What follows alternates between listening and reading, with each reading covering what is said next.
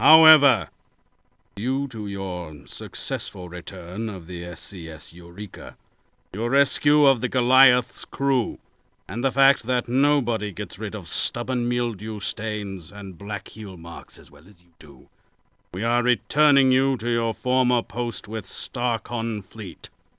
You are hereby ordered to resume your duties immediately as janitor, second class, on board the SCS Deep Ship 86. How much pain are you willing to subject yourself to? Weren't those first pictures bad enough? I know, what a dumb question. You've been doing it for years. Why change now?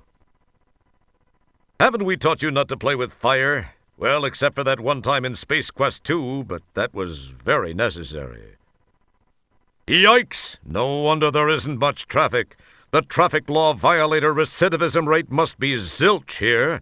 On the negative side, it seems like this approach would severely hinder the ability of a municipality to generate traffic fine revenue. Nice. It looks like a remnant of when they held the projectile vomiting championships here. Leave the dried vomit alone, Roger.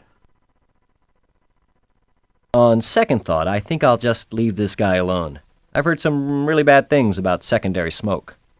Yes, I'm sure it has nothing to do with your fear of becoming a two-dimensional floor decoration. Once he pounds you so hard, you'll look like you were freeze-dried. Yo! It looks like some village people DNA got loose somewhere. That's the door back out to the street. A quick survey of the knob jockeys in this joint makes you think it might be a good thing to stay close to. Looks like some loopy doofus tried to light their cigar with a phaser. Bet that wasn't a pretty sight. Oh yeah, you want a fingerload of that stuff. Think about it. Teenager types come in here. Imagine where they've been. Imagine what interesting things they secrete. Yuck. Oh, that one there's a beaut. Has a dang airbag built right in. It's great for when your beast's motor skills just aren't up to par.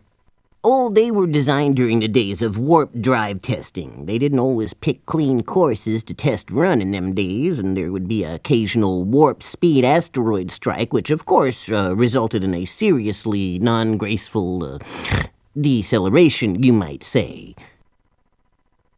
Yep, it's the new knee-back pump brain. Only one on the planetoid. Uninstalled, that is.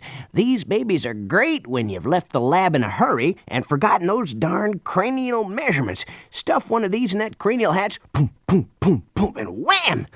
You're in business. Oh, by the way, those aren't real webs in the case there. I forgot to take those down from the Halloween sale is all. Yeah, I wouldn't want you to think I was some slob running a cheesy joint here. You really have no need for one of those. Well, actually, you might look into an upgrade sometime soon. You just don't need any of these right now. More important tasks await your attention. A bathtub toy sits on the floor. You find this very confusing in light of the fact that there's no olfactory evidence that your captor has ever taken a bath. We wanted to give you the bird, but the sensors wouldn't let us. He doesn't look so tough now. Still, I have no urge to touch him. We'll go. Commander Kielbasa here. I have a special assignment for you. A crew person of special skill is required on Delta Burke Salon 4.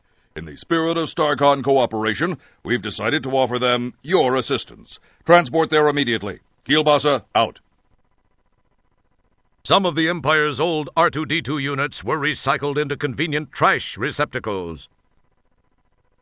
Stop talking trash. Geez, she's old-looking. I mean old-looking. Her face looks like an aerial map of a primitive irrigation project. You have the urge to grab a pin and draw topographic lines around it just for fun. There's this one Grand Canyon kind of area where erosion in the skin folds may reveal dermal layers indicating this person's age. In epics, geologists and dermatologists alike would compete viciously for the opportunity to explore this lost Dutchman mine of faces. Lodged in those imperceptibly deep folds is material that could be carbon-14 dated, perhaps holding keys to the very creation of the universe itself. Oh, this is Space Quest. Let's just say she's old. You are able to budget only a couple of more inches. Not enough to slip through, though. Must have been that depression-induced eating binge you went on after being demoted. All of a sudden, behind you, Stellar beams into the room and helps pull the door. Roger, pull harder! You've heard that sentence before, but with a different verb. The door grudgingly opens a few inches. Just as it does, Stellar gives you a big push from behind, knocking you into the turbo shaft just as the doors slam shut, for what seems to be for the final time. Unfortunately, Stellar's still on the inside. Wow! Suddenly you see another pair of hands. It's Stellar's hand. You're wasting time. Crewmen begin to dig a hole in the presumably holographic terrain. Wait a second, something seems wrong about that. Ashes to ashes, dust to dust. Whoa, I see you have a visitor. I'll leave you two alone, but hey, you know the rules. 10 more minutes, and they have to leave. I guess I should pick up Sydney's arm before someone hurls, and I end up having to clean it up. Even you are not lame-brained enough to talk to a light. Or so we thought, until now. Ouch! That was a bright idea. The light releases photons that travel through the air, bounce off the surface of an object, shoot through the lenses of your eyes, and focus on your retinas to form an image. The brain interprets this image and attempts to form it into a cohesive pattern, which it then attempts to recognize through a complex memory matching process. Some objects absorb certain light frequencies and reflect others. When a particular frequency is reflected from the surface of an object, we see that object as having a property which we call color. This explanation is referred to as overkill. Wow. Look at all the pretty stars. I guess the divalium crystal won't work in this form. Fortunately, I have vast experience in the reforming of broken items. It's no wonder he's had to repair a lot of stuff he's broken in his time. The word clod comes to mind. Guess this guy never quite recovered from KQ7. He's getting a bit moldy.